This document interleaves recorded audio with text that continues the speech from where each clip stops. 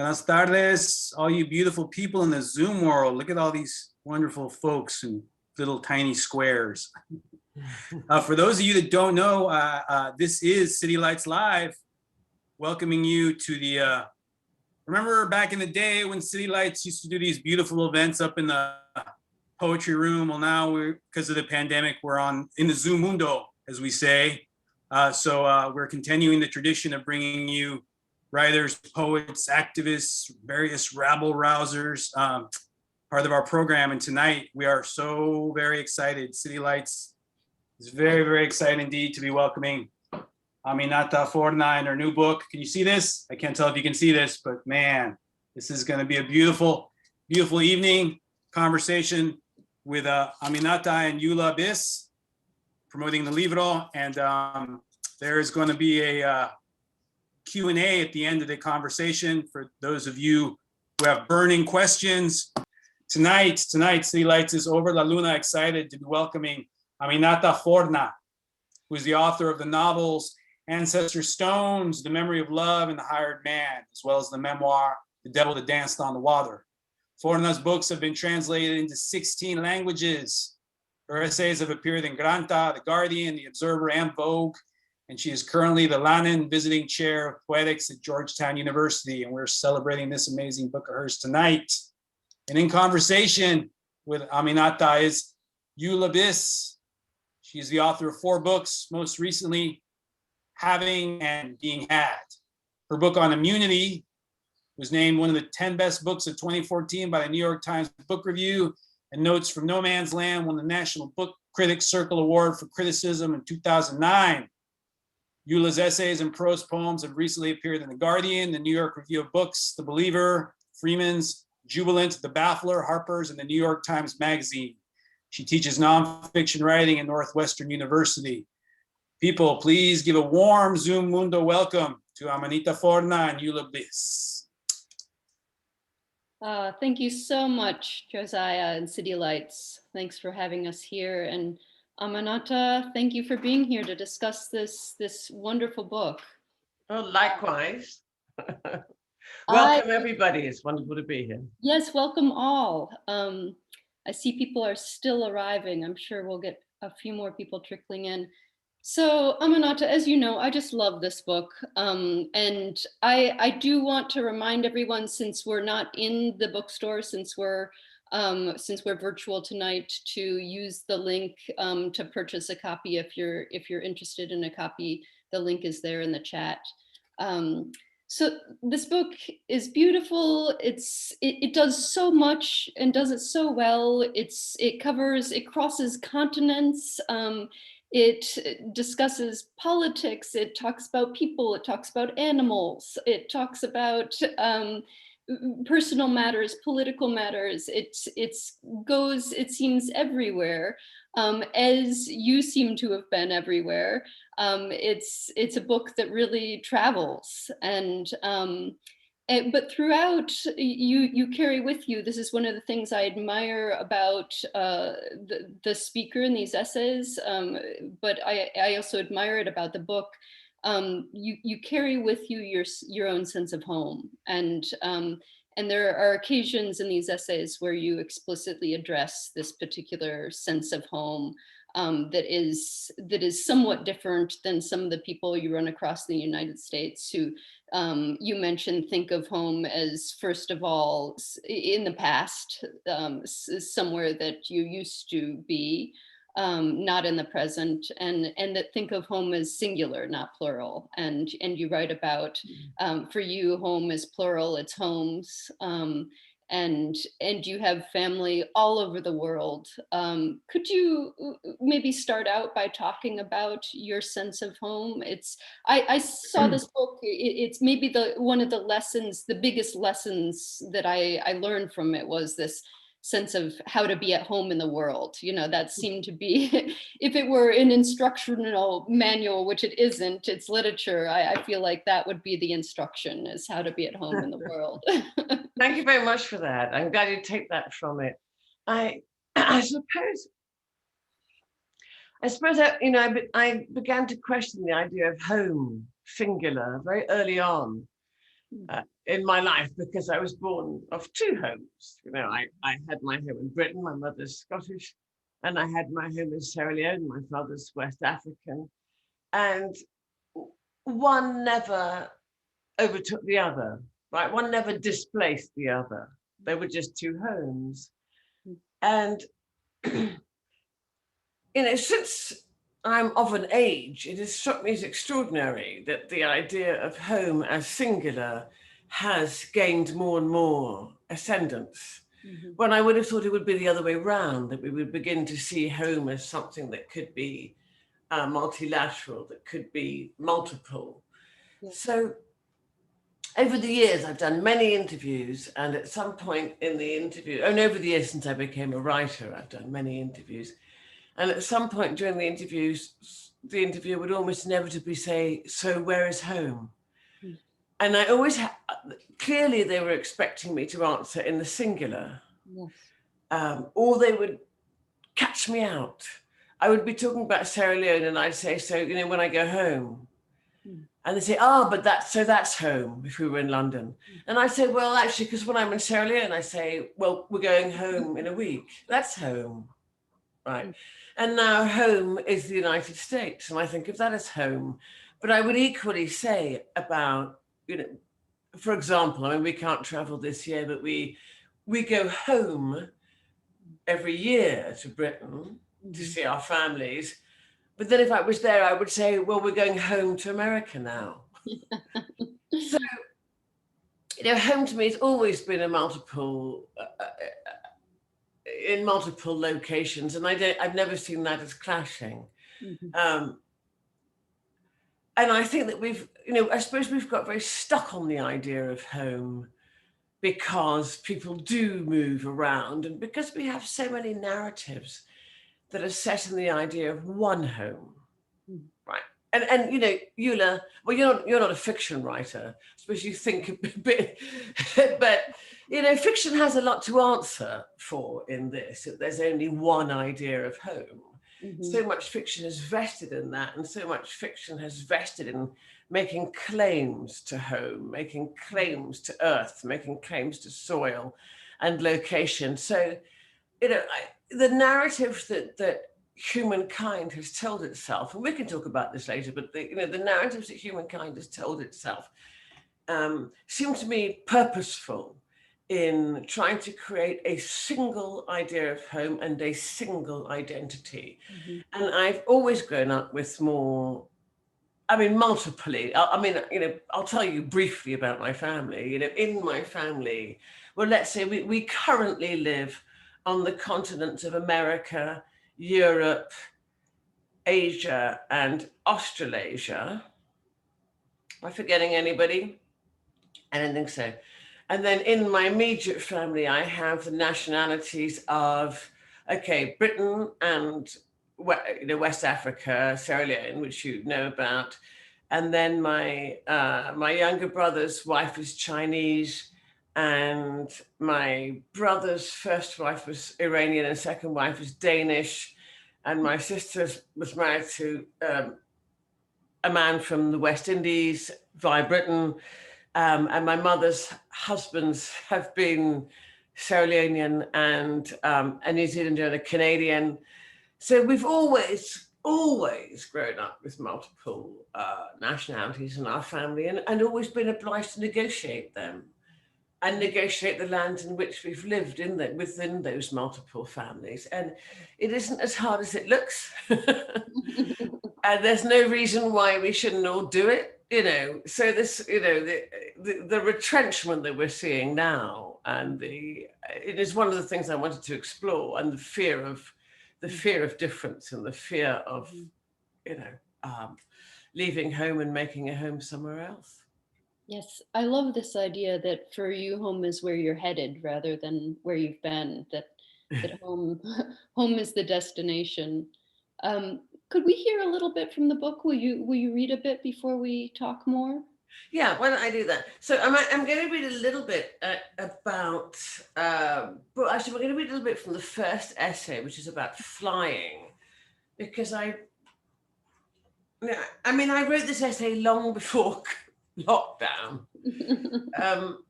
But it could have been inspired by lockdown. And it's really, I spent a lot of time on aircraft because of my many homes. And because when I was a kid, my father was so determined that we should have a British education.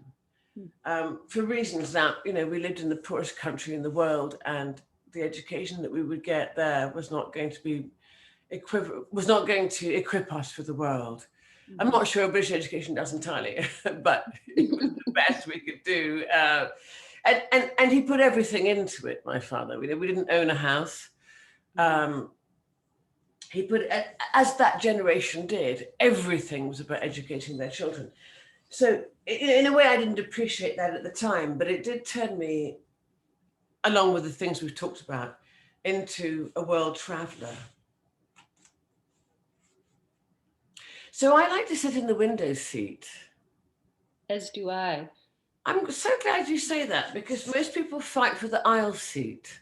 Yes, I've never understood that. I've never understood it either. I like to sit in the window seat, and I can sit for a 9-hour flight. I mean, as long as it's not nighttime, although there are bits in this about nighttime. Looking out of the window. I don't get nearly as much done on planes as I hope, because I think I'll work, but if I've got the window seat, I spend the time gazing out of the window. You'll have to forgive me, it's bath time in this house. On an overcast day, the plane breaks through the cloud and into sunlight. As the plane climbs, below you, clouds shift on separate strata, drifting continents, composed of shadows and light. Sunlight reflects from their dazzling peaks, improbable mountains rise, one the shape perhaps of an anvil or an oak. The occasional sight of another plane reveals the scale of the cloudscape. In it, a jumbo jet is reduced to the size of a child's toy as it seems to skate sideways across the sky, its contrail a disappearing scar. There are times when the plane flies between two strata of cloud. Sometimes a hole in the clouds above lets the sunlight through. The rays, edged in darkness, seem to radiate outwards from behind the clouds and illuminate spectacularly, not the earth, but the clouds below. We call this godlight. To overfly the Sahara by day at 30,000 feet is to feel how it might be to circumnavigate the sun. Nothing save raw light in colors from deep orange to pale yellow, very occasionally fractured by imprecise dark and jagged streaks, which one supposes to be riverbeds or rock formations. Otherwise, there is but the brightness of the sand reflecting the sun's rays, and depending on the exact altitude and tilt of the aircraft, the line where the orange glow of the ground beneath diffuses into the white band of the horizon, which in turn diffuses into blue sky. To overfly the Sahara by night must be what space travel feels like. Gone are the indicators of life, the lights of civilization one sees flying over what one supposes to be the most barren of lands. Even there, in some crease in the earth, inevitably a winking light or a lone road leading from where to where, it is impossible to know. The Sahara at night is blackness, unmarred by a single star. You cannot tell where the land and sky meet. Only there is this, beyond the reach of the wingtip, a keen-edged moon. The last time I took a daytime flight over the Sahara was a few years ago on a return trip from Johannesburg. The moment we took off, the cabin staff toured the cabin and lowered the blinds. People found their headsets and turned on the screens in front of them. Light flared around the edges of the blinds, and once, when I dared to raise mine over the Sahara, the light leapt in like a living creature. When I fly, I think of what a caveman would think if he saw this, or even knew that one day somebody would. I think of the generations in the not too distant past, not so distant past, who never saw such a view. I think of those in the future who never will see what wonder our generation's wantonness with the world's natural resources has made possible. The day will come when we will be nostalgic about flying, as incredible as that once seemed. The experience of having our travel curtailed by the pandemic of 2020 brought that feeling closer to many of us. One day this may be gone, sooner than we allowed ourselves to imagine.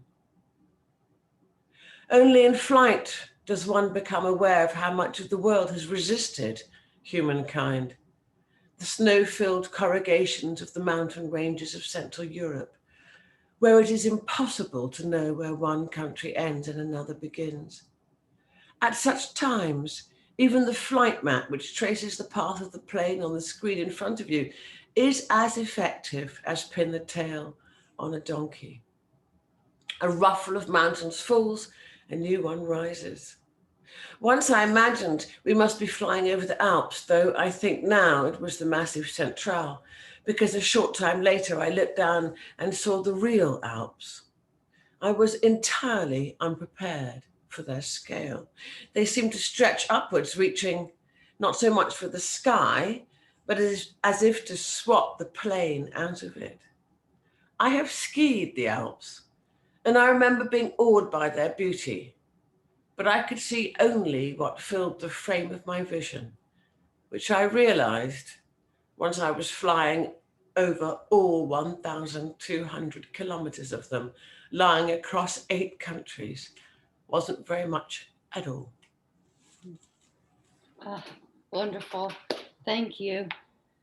I love how you capture this, the feeling of wonder being in the air and above it all, and the sense of perspective and the remove, the distance, the good fortune of it all, and the gravity of the good fortune. All of these things also suffuse your essays, even when the essays are not concerned with being in a plane. All of these sensations of being in the window seat are suffused in these essays. And there's this sense of perspective, of deep perspective, that I think comes from having lived in so many places, having traversed so many different cultures. One of the things I appreciate most in these essays is the context that you bring to the places that you travel. And this context is both personal and informational, political. You've got this terrific essay about Obama and the Renaissance generation. And you mentioned briefly in your opening remarks, your father's generation, and this is also Obama's generation. And this struck me as a particularly important, pressing essay for Americans in this political moment that we're in. Just understanding how our politics, how our political past and future are connected to the politics of other places, specifically Africa. You write in this essay that I read this essay just after the Capitol insurrection. And so it was right in that moment when I was reading this. And you write, those of us in the West have slowly come to the realization that nation building is no simple task. That democracy takes more than a parliament building. Those words had a lot of resonance for me in that moment. And you go on to say, the generation of Africans to whom the task fell of creating new countries knew or came to know that alongside the desires and dreams and the promise of a newfound freedom, they had been set up to fail. And you go on to say, they went forward anyway. And we have, as Americans, I think, so much to learn from that effort in this particular moment, in this particular time in our history. And I'm just wondering if you can speak to that essay, to that generation, to that political reality that you're writing about in that essay. I think my sense of perspective comes from being a very small person by giants. You know, I was raised by a generation who thought in the broadest terms possible. They had been tasked with creating their countries. You know, so for those who haven't raised the essay, the Renaissance generation, which was Wole Soyinka's phrase, and which encompassed my father and my stepmother, and all my uncles and aunts and the people who were part of the the village that raised me. They were given scholarships to go to the West, to go to Britain for the West Africans.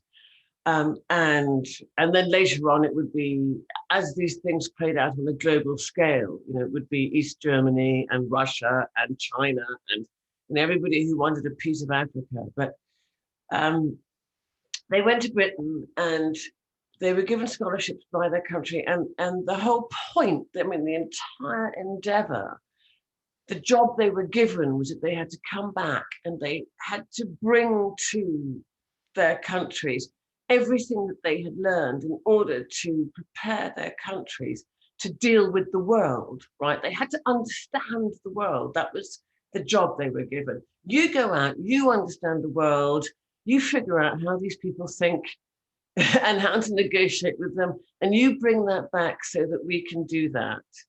And I think that is almost entirely where my worldview came from. And of course, my mother, because my father married a Scottish woman who was very adventurous, and she also had a vision, but she was not part of that initial drive, that endeavor with a very fixed purpose.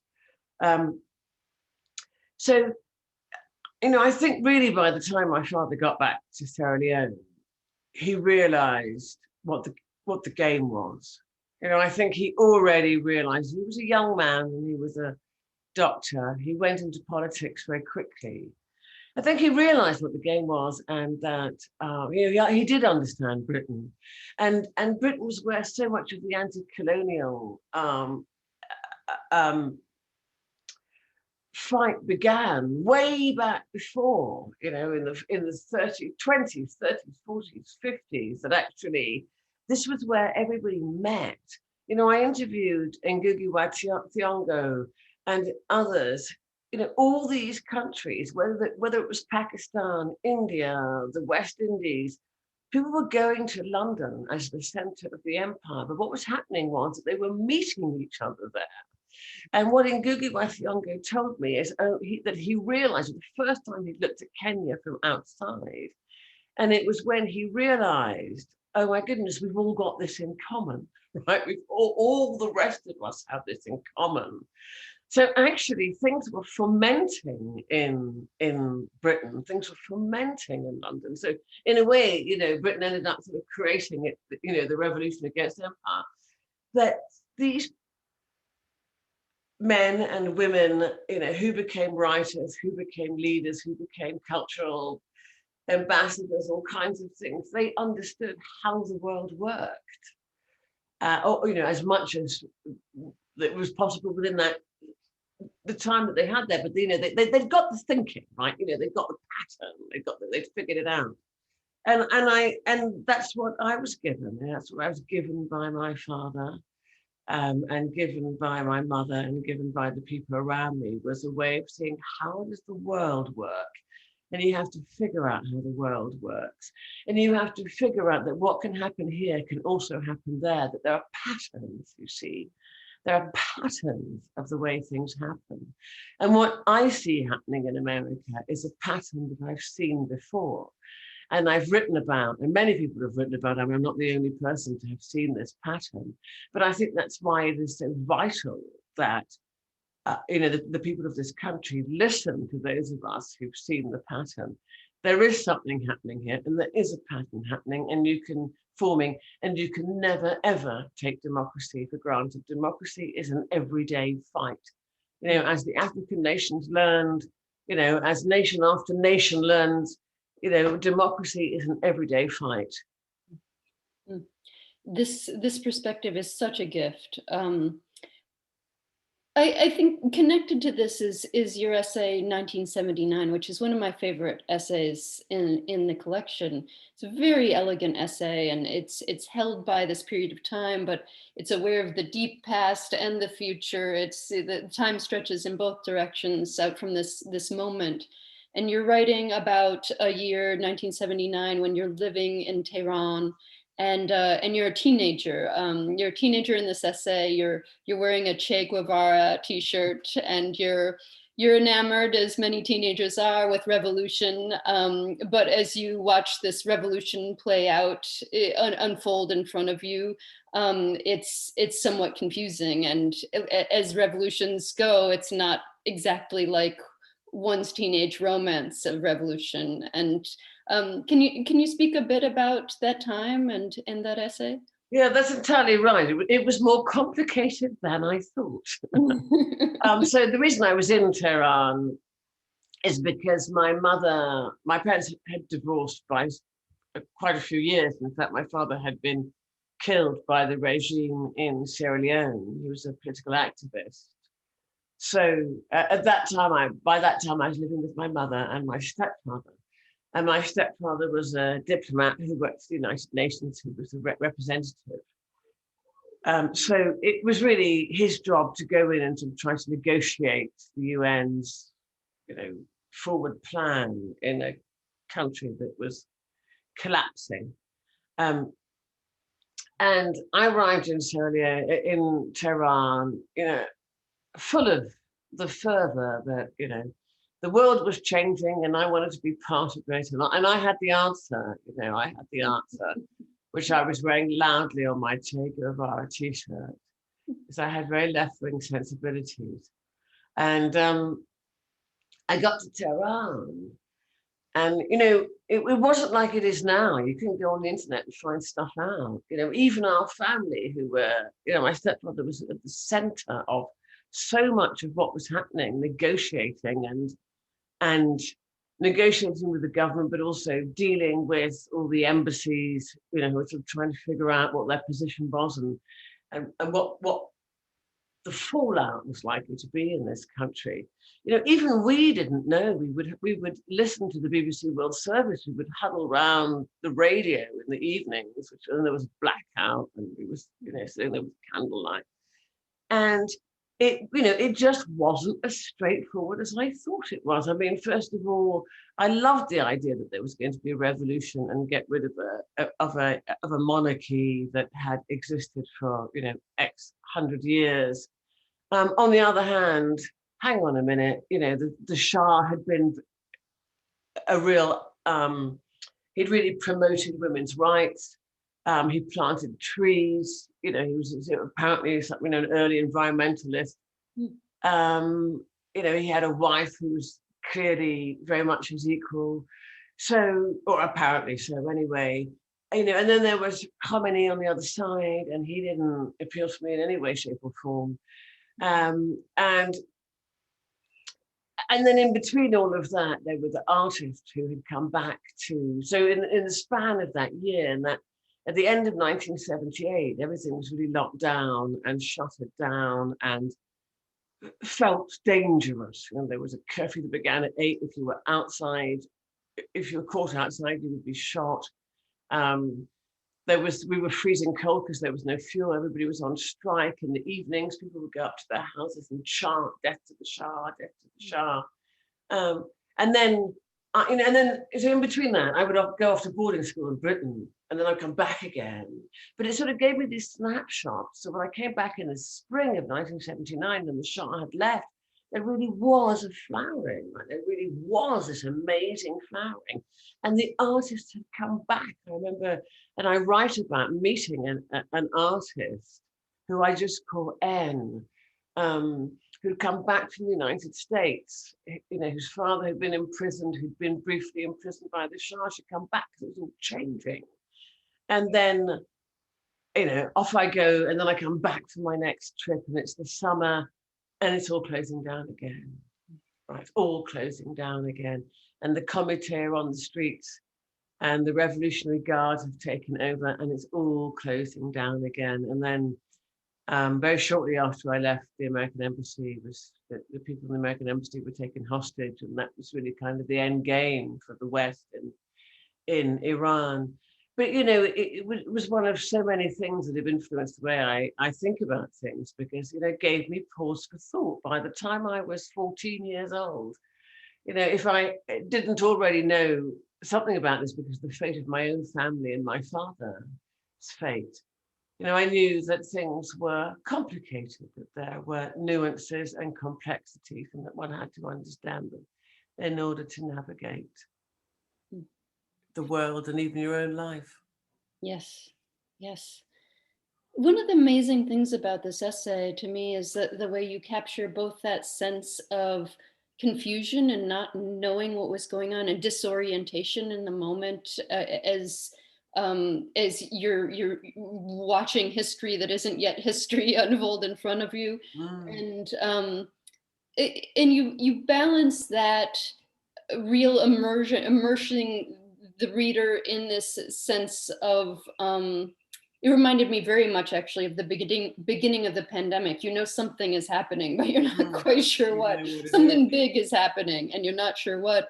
And you immerse the reader in that sense, but you also bring all this forward knowledge, the knowledge of your future self to the page. And also in every one of these essays, I learned so much about the place that you're in the essay, including one of the places you're in is a place very close to where I grew up. You write about Western Massachusetts, and which is really only a half an hour away from where I grew up in upstate New York. And I'm still learning things from that essay that I didn't know about this area and about the wildlife in this area. And so I'm curious about your research process and where and when you choose to learn about a place, and where and when you choose to communicate what you don't know about the place. I love in these essays that balance between what is known and what isn't known. I don't know whether I can answer that, Eula. Yes. I was a journalist before I became a writer, and I was not a happy journalist. You were a journalist as well, weren't you? I mean, I was a journalist because I thought I was curious. I was endlessly curious, and I still am endlessly curious. And I was a journalist because I thought that it was writing while being paid. I think that's and I didn't have an independent income, so I had to do something.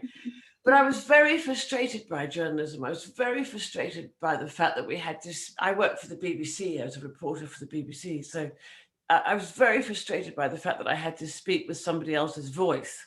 I was talking with a corporation's voice, and the corporation didn't in any way reflect who I was, right? The corporation reflected a middle-aged person living in Middle England.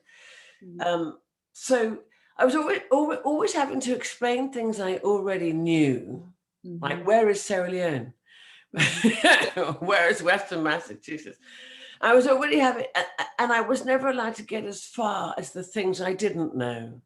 And then the other thing was that I wasn't allowed to say I didn't know, right? Which is why I love the essay form so much. I can say, I don't really know about this. I don't really know about this, but here is what I do know, or I have thought, or somebody has told me. And that's why I love essays, because it's that fluidity and that honesty. It's not a news report that claims to have the answers to things. It is saying, none of us know, none of us really know how this works. I mean, so when I'm in Western Massachusetts and I find these shits on my lawn, what on earth is this? And and I think, oh my God, some dog is having a terrible time, until I discover that it's actually a coyote, that that it's a that and it was I've lived in various parts of the world and I've been aware of animals in the city, but America has a very specific relationship with animals in the city, and then I go on to meet the wildlife biologist. So I follow my nose, I guess. Yeah. I saw the poos. I get curious, right? I just get curious. So I think I identified them. Maybe I just looked on Google or something, but I identified them as coyote, and I thought, oh my goodness. And then I found a book called Coyote at the Kitchen Door. And I thought, wow, this is giving me the answer to the things I want to know. And I remember the thing that really, really, that I really picked up from that book was Stephen Di Stefano wrote it. The thing I really picked up was that some people call the proximity of humans and animals in America, some people refer to it as human-animal conflict, and some people refer to it as human-animal coexistence. Mhm. And I thought, that tells me everything. And then I found out, because I read the acknowledgement, as I always do when I want to know about an author, that Stephen Di Stefano lived just about an hour away. Yeah. So or 45 minutes. So I wrote to him and persuaded him in my final couple of weeks in the area to meet me. And he did it. And, he gave me everything I wanted to set me on the path of figuring this out. So, there's a question, I guess. So when you ask about my research method, there's a question, and it can be like, what is this? What's going on here? It can be as little as that, right? What is going on here? Or it can be, if I think about a book I've written, how does a country implode? I mean, that has guided many of my books. But, what is going on here? And I wanted to understand what is going on here. And so I follow my nose. I really follow my nose. But I have to say, I think about things for a very, very long time. And I don't think about them every day. But every time I see something that makes me think about the thing again, that's when I begin to know I'm going to write about this, because I can't let it go. I have to know how this, I have to know what the unfolding of this is. Yes. Yes. And that depth of thought is so palpable in some of these very short essays you have in here, that are just so rich and so metaphorically loaded. It's rare that an author has an essay that can be read in its entirety in an event like this, but you do have one in the book. Would you mind reading? I do have one. When I think sometimes essays are, as I've talked, they're ruminations, right? What is going on here? They're ruminations. And then other times I think of essays as found stories. So sometimes you find something like I've been thinking about the street dogs of Sierra Leone for a long time, and what is it that tells us about, what is it going on here? And then you find a character, and I found Dr. Jalal, who's the one who has devoted his life to saving the street dogs. But other times you can get a found story, and it's like, you see it like that, right? So I found Dr. Jalal, who's the character, but other times there's the story. And when I've taught essays in nonfiction, I've sometimes shown students two Picassos, and one is, okay, they're both bulls, and one is the bull that is made of the bicycle seat, the bicycle handlebars, and then the seat, and then the other one is a sketch of a bull, and it is a Picasso-esque sketch. It's, as you could imagine, and I think of that like, one is the found story, right? He found the bicycle seat, he found the handlebars. And the other one is how he saw, the other one is fiction. It's how he saw things. So this was a found story. And yes, you can read this story. Somebody counted the words, actually. I'll tell you how many there are. In Timbuktu. In Timbuktu, I stopped a man to ask him the way to the post office. The man had a question of his own that he wanted answered first. Is it true, he said, that in Britain people have a thing about Timbuktu? Yes, I said. People think it's far away, like the farthest place on earth. At this, the man laughed for a long time. Then he gave me directions to the post office. Oh, I love this essay. It's so succinct. It takes up a tiny portion of the page, even. Yeah, it's the reversal of the gaze, is a right. Yes. I mean, he just thought it was hilarious. And then, of course, Timbuktu was the center of the earth, and it was in the medieval period. It was one of the richest places in the world. There were 4 universities there. You know, it's where Mansa Musa traveled with so much gold to Europe that he broke the banks. So, you know, for people of Timbuktu who have libraries, who have manuscripts thousands of years old, are just like, what is it? Sorry, I don't mean thousands, I mean hundreds of years old, but, you know, hyperbole. But, you know, they're sort of baffled as to why the world would think that they were anything other than, you know, than the navel of the world. Yes.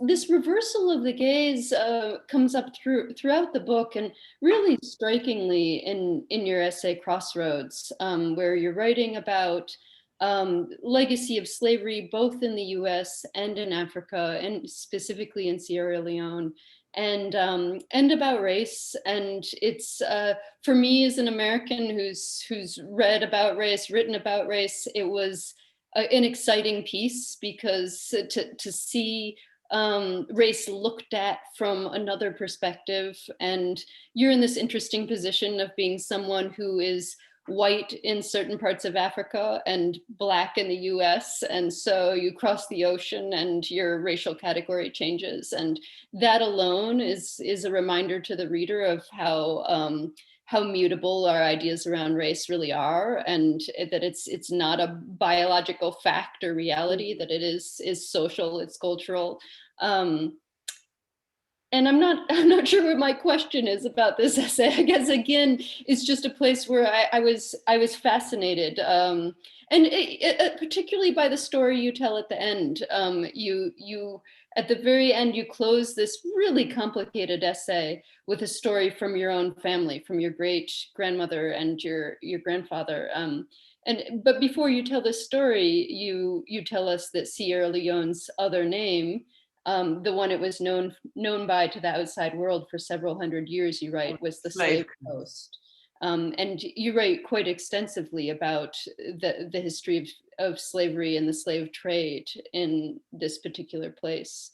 Do you want to touch on that? We're running out of time, so I know I've opened a big subject at the very last minute. Well, it's huge. I mean, whiteness and blackness. I mean, I'll let me touch on that first, because you know, it depends who's the dominant group and who's doing the identifying. And, you know, as somebody who's mixed race, because I'm paler than most, well, you know, pretty much everybody on the African continent, you know, I go into the white category. And so one of the stories I tell in that is being in actually Timbuktu. I spent unusual amounts of time, but that's another story for another time. Being in Timbuktu, I was actually filming a documentary, and my film crew was white, but our fixer was a Black Malian, and Obama had just been elected or was running, and I think he'd just been elected. And I was explaining to my British crew that he would be seen as white in this country, as the Tuaregs were, and they had the same kind of color skin as me, and that Obama would be seen as white. And my English crew just refused to accept this, or at least one of them did, completely refused to accept this as possible. And I couldn't believe that he couldn't accept it, right? I just couldn't believe that he couldn't understand that if you reversed the gaze, you could see that Obama was paler than everybody in this country, spoke with an American accent, dressed like a Westerner.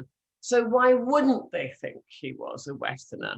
And so the fixer, who actually went on to be a wonderful political activist in Mali, but that's another story too. But the fixer said, he said, "You're an African now," right? And he called a passing waiter. Now, the fixer travelled, so he knew what the thinking was, what the complication of the fixing was, but he called a passing waiter, and he said, "Obama, black or white?" And the waiter went, "White." Yeah. So, but to talk about slavery, which I'll do, a huge subject as brief as I can, I think that there was, Sierra Leone was the slave coast, and many people were taken away. And what I try to describe in that essay is what slavery meant in Sierra Leone and what it meant, what the transatlantic slave trade meant. And they were different things. So one of the stories I tell is how my great-grandfather, or was he great? No, great-grandfather actually enslaved my great-grandmother. But she was much higher status than him. She was born of a king, right? And he was a warrior, and actually, let's just say, you know, a militia leader, right? So she was much higher status than him, but essentially it was part of the peace negotiations between her father and him that she was given to him. And he went on, he actually gave her to his mother, and then his mother decided that she was a rather, you know, particular young woman and that he should marry her. And my grandmother, Yabeas, wins her freedom. Well, I mean, what one must know is that slavery in those days in Sierra Leone was redeemable. You see, there were huge differences between the way slavery operated and triangular trade in America. It wasn't race-based. It wasn't the color of your skin or your class. It could come about in various ways. But the other really important thing to remember is it was redeemable, and it was redeemable regardless of what the slave owner thought. Right, there was a system by which if somebody gave certain items, you were redeemed, and that was that. And you know, people do talk about domestic slavery, and then you know that people get upset and say, "Oh, slavery is slavery," but actually, you know, there were differences. And my grandfather, who was a regent chief, was also enslaved or indentured. We might use the word indentured for a period of his life. So like many things, there are complexities, but you get to the triangular trade and the complexities go out of the window. If you're Black, you're a slave. Anyone can do anything with you. They can kill you. They own your life. They own your children. They own your life. And that is very different from the slavery that existed in Sierra Leone. Yes. Which is not to say that, of course, they weren't Sierra Leoneans who were culpable and part of it, but of the slave trade, but that they most likely, we don't know, but they most likely viewed it somewhat differently. Yes, this is so fascinating. I think we've arrived at the time where we are to consider some questions from the audience. And I think I'll turn it over to Josiah, who's gonna guide us through. Yeah, we have some questions. We have some burning questions for you both. Let's start with Gretchen's question. Gretchen asks or says, this is for both Eula and Aminatta. What is the relationship between sleep and making art? Oh, I like that. Are you a sleep? So there's an essay in the book about, do you sleep, Eula? So we have this in common. I'm a lifelong insomniac. I know this is rare, but actually going back to my early childhood, most children don't have trouble sleeping, but I did all the way to as far as I can remember. I've had trouble sleeping. Oh, I slept like a log as a child, and now you know. Well, I realized that my sleeping is related to my creativity. And I don't mean it in terms of angst. You know, I'm not lying awake having an existential crisis about my novel. I mean that what happens is, you know, I naturally, you know, go through the sleep rhythms, and then I wake up at, I don't know, 3, 4, which is when a lot of people wake up, don't they? I wake up at 3 or so, 3:30, and then bing, and a thought comes into my head. And I cannot get it out of my head. And it could be a huge thought, right, about, you know, some massive thing I'm thinking or writing about, or it could be the placement of a semicolon. But it gets, or the better wording of a sentence, and it gets into my head, and it will ruin my night. And I now know that. I know what it is that keeps me awake. I know what it is that keeps me awake, and it is the act of writing. Do you know what it is that keeps you awake? No, I don't. Chemistry. Really. It definitely, if I'm in a project like that, if I'm deep in the problems of a work, I will almost certainly have more trouble sleeping. It's and sometimes it's actually productive artistically, as it is for you. It's, you know, those many hours laying and thinking are productive, and And I think I also just, I like thinking at night when there's nothing else to do and nothing, no one to be interacted with and no errands to run. And No interruptions. I wrote all of Notes from No Man's Land at night, between 10 and 2, probably, Oh. whole book. But But I wish I could do that. No, I just lie there. If I didn't have to get up in the morning, it would be completely fine, I think. yes, that's the problem. It's, work and children. Conditioned Really, sleeping. yes. They interfere with this. Josiah, what else do we have for Aminatta? Maureen was wondering, I mean, well, she says, first off, she loved your novel, The Hired Man. And she was wondering what prompted you to write this story and set it in Croatia. Well, civil conflict is the short answer. So I had examined civil conflict in Sierra Leone through, by that time, 2 novels and a memoir. And I was very fascinated by the fact that several things prompted me into it, but they all circled the same notion.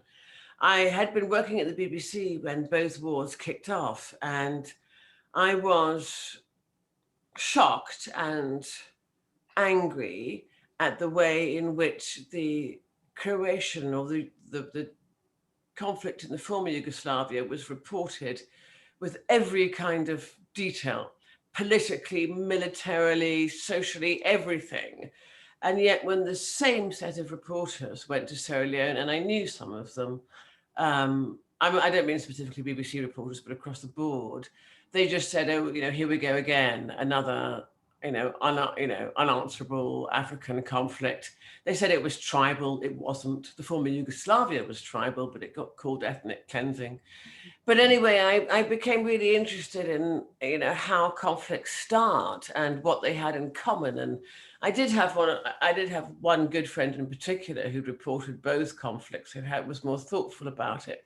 And I talked about, what the similarities were and the differences. And that's what The Hired Man was exploring, really, is like what the very many similarities, the elements that are in place when a conflict kicks off in a country, and then those things that are different, which in the former Yugoslavia wasn't a great many things, but it was principally the speed of the conflict was predicated upon the existence of the number of guns in that society, which Sierra Leone didn't have. We had very few guns in our society. We were farmers, and the Yugoslavs were hunters, and they had a great many rifles, but also most men had been through military service.